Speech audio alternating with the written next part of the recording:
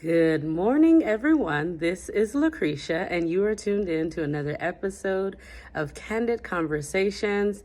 Thank you so kindly for tuning in, for liking, sharing, and subscribing. Oh my goodness, the time has changed. We have sprung forward, and we lost an hour, and today I'm absolutely feeling it. I'm absolutely exhausted. However, I wanted to bring you an episode of Candid Conversations. As I was listening to the word this morning, I was listening to the book of Numbers, chapter 19 and chapter 20. And in particular, chapter 20 struck me. And today we're going to talk about leadership. Are you called to be a leader? Some people just want the lights, they want the camera, and they want the action, and they do not understand the price that a leader must pay. And some people have been called by God to lead in a particular area. They were not asking for it, they did not require it, and it kind of throws them for a loop. So let's talk about Moses today. Moses was called by God to be a leader, and it was all God. It was nothing that Moses imagined, nothing that Moses asked for at all. And if you like to hear a fascinating story about a Bible character, I would recommend that you go read and listen to and study the life of Moses. So what struck me today about his leadership is when he led the children of Israel to the wilderness. They had made it to a place, and suddenly there was no water. And so once again, the people began to bicker. The people began to complain against Moses. Oh my God, this is in Numbers chapter 20. Read verses 1 through 13. I'm just kind of summarizing for you. And oh my goodness, there's no water. What are we going to do? I cannot believe that you brought us out in the desert to die. And this had happened consistently over and over and over again. And every single time, Moses and Aaron would fall on their faces before the Lord and pray on behalf of the people. And God would answer, because God is faithful. When He has called us to do something, He is definitely going to supply.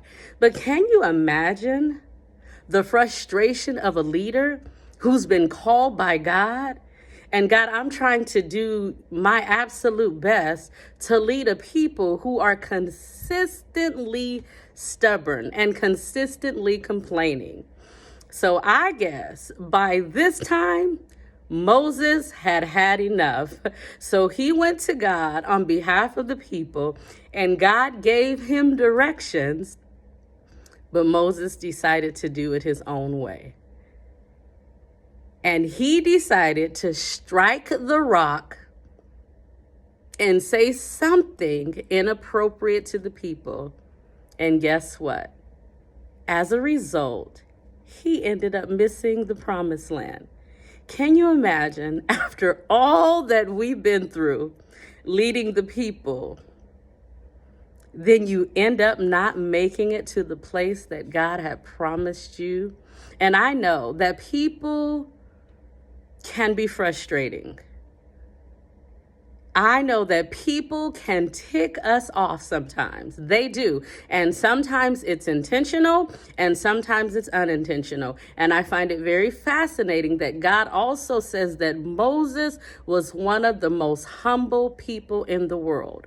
So that means that even in our humility, sometimes people can push us and push us and push us until, bam, we eventually blow up. And sometimes we look at the Bible characters and we're like, oh my goodness, if I were in that position, I would never respond that way. That's inaccurate. We're all human, and we do not know how we are going to respond unless we're placed in a situation. We can have our best intentions, but when things go down, then we have an opportunity to see how we're going to respond. So today, this is encouragement for leaders. I know that it's frustrating, and I know that it's hard sometimes to lead people and to figure out our own way as leaders, but we want to lead with the heart of God as best as we can and stay in the will of God and only say and do the things that He is asking us to say and do. This is Lucretia. You are tuned in to another episode of Candid Conversations. Make it a great day or not. The choice is up to you, and lead well. Bye-bye.